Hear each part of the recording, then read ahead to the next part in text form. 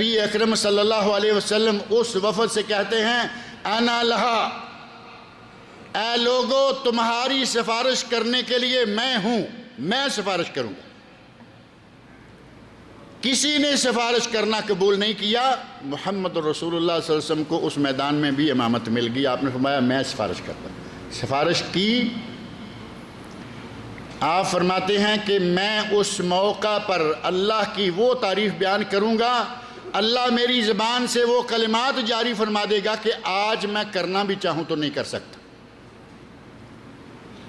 آخرت میں امام، اور آپ کے علم میں ہے کہ دنیا میں بھی ایک ایسا موقع آیا، اور وہ موقع کون سا ہے؟ تھوڑا عرصہ پہلے گزرا ہے وہ وقت۔ بیت المقدس، مسجد اقصی، اور معروف تاریخی روایت کے مطابق 27 رجب، صرف معروف، متفق علیہ نہیں، کیونکہ متفق علیہ تو رجب کا مہینہ نہیں ہے، 27 رجب کیسے متفق علیہ ہوگی؟ معروف روایت کے مطابق 27 رجب کو حضرت محمد رسول اللہ صلی اللہ علیہ وسلم کو معراج کروائی گئی۔ اس معراج کے دو حصے، اسراء اور معراج۔ اسراء مکہ مکرمہ سے لے کر بیت المقدس تک، اور معراج بیت المقدس سے لے کر اللہ رب العزت کے قریب تک۔ ان دونوں سفروں کے درمیان میں جو ایک مین سٹاپ ہے وہ کون سا ہے؟ مسجد اقصی۔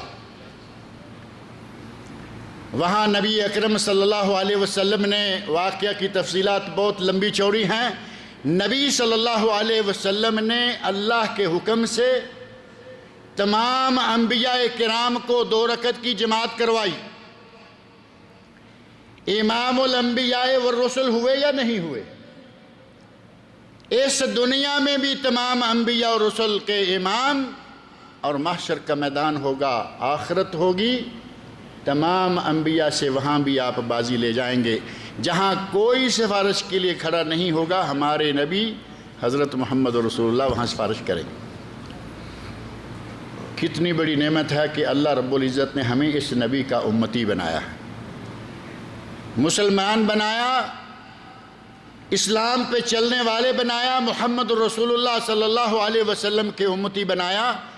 ہمیں اللہ چاہتا تو پہلے بھی آدم علیہ السلام کے یہاں بنی اسرائیل میں سے جہاں چاہتا، جس کے یہاں چاہتا ہمیں پیدا کر سکتا تھا۔ اللہ رب العزت نے ہمیں نواز دیا، سب سے افضل و اعلیٰ نبی کا امتی بنا دیا۔ اس عظیم ترین نبی کے ہم پر کچھ حقوق ہیں، ہمارے کچھ ذمہ داریاں بنتی ہیں کہ وہ ذمہ داریاں ہم ادا کریں۔ اور وہ ذمہ داریاں کون سی ہیں؟ سورۃ الاعراف آیت 157 157 میں نے ابھی آپ کے سامنے پڑھی ہے، بلکہ اس کا آخری ایک حصہ پڑھا ہے۔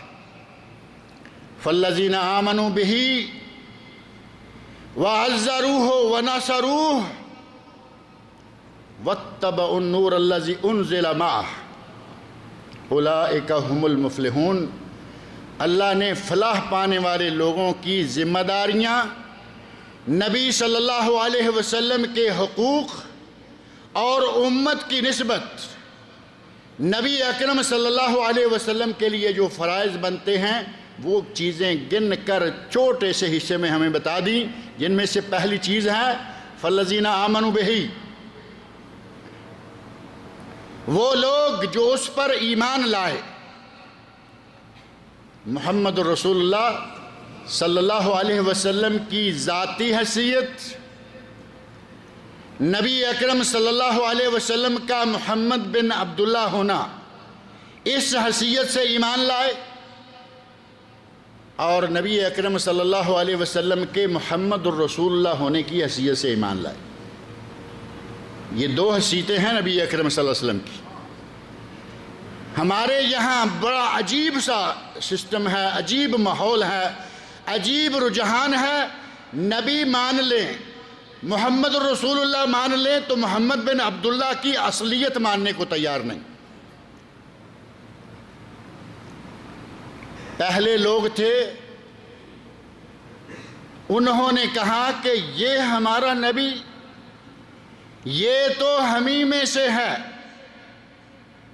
اللہ کو اگر ہماری ہدایت کے لیے کسی کو بھیجنا ہوتا تو کس کو بھیجتا؟ وہ کہتے ہیں کسی فرشتے کو بھیجتا، وہ کسی فرشتے کو بھیجتا۔ سورہ تغابن آیت نمبر 6 میں اللہ رب العزت نے فرمایا ہے کہ ان لوگوں نے کہا ابشر یہدوننا فکفروا، یہ تو بشر ہیں، ہماری ہی طرح ہیں، یہ ہمیں ہدایت دینے کے لیے آئے ہیں۔ ان کے بشر ہونے کی وجہ سے انہوں نے انکار کر دیا، کہا یہ بشر ہیں، ہم ان کو نبی نہیں مانتے۔ اور آج ہمارا مسلمان کیا کہہ رہا ہے؟ یہ نبی ہیں، بشر نہیں مانتے، ہے یا نہیں؟ اب ہمارے پاکستان اور انڈیا میں ان مشرکین، اب ہمارے پاکستان میں بر صغیر میں ان کفار کی نسبت بالکل برعکس، انہوں نے کہا بشر ہیں، نبی نہیں مانتے، یہ کہتے ہیں نبی ہیں، بشر نہیں مانتے۔ فالذین آمنوا بہ کا تقاضا یہ ہے کہ نبی صلی اللہ علیہ وسلم کو دونوں حیثیتوں سے مانا جائے، محمد بن عبداللہ بھی مانا جائے اور محمد رسول اللہ بھی مانا جائے۔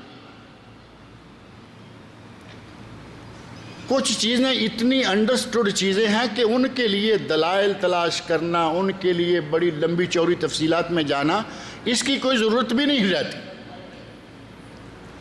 لیکن کچھ عقل کے اتنے اندھے لوگ ہیں کہ ان کے لیے مجبوراً یہ باتیں کرنا پڑتی ہیں۔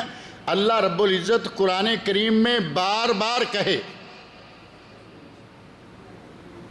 قل انما انا بشر مثلکم، اے میرے نبی ان لوگوں سے کہہ دو کہ میں تمہاری طرح کا بشر ہوں۔ قرآن کریم میں آیت ہے یا نہیں؟ اور کئی جگہ اللہ رب العزت نے نبی صلی اللہ علیہ وسلم کی اس حیثیت کو لوگوں کے سامنے رکھا اور فرمایا اے میرے نبی تم ہی کہہ دو قل انما انا بشر مثلکم یوحی علی، میرا اور تمہارا فرق یہ ہے کہ تم پر وحی نہیں اترتی، مجھ پر وحی اترتی۔ ہمارے مولوی کو آج تک سمجھ نہیں آ رہی کہ اللہ رب العزت نے اس میں کیا فرمایا۔ عجیب و قسم کی کلابازیاں،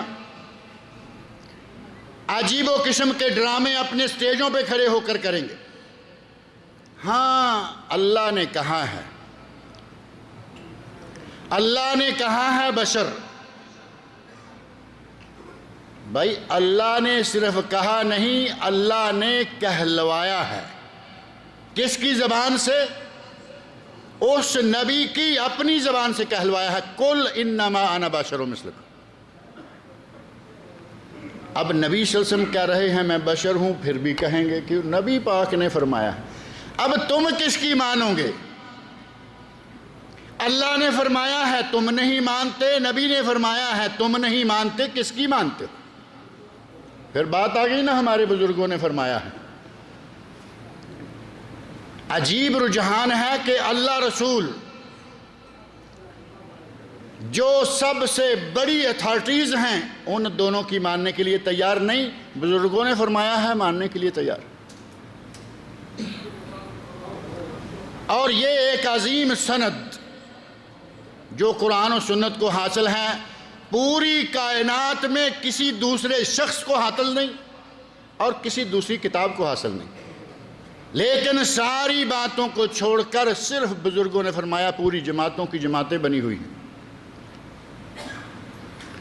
اللہ رب العزت نے ہمارے ذمے لگایا، ہمارا فرض قرار دیا، اور نبی اکرم صلی اللہ علیہ وسلم کا یہ حق ہے کہ نبی صلی اللہ علیہ وسلم پر صحیح معنوں میں ایمان لایا جائے۔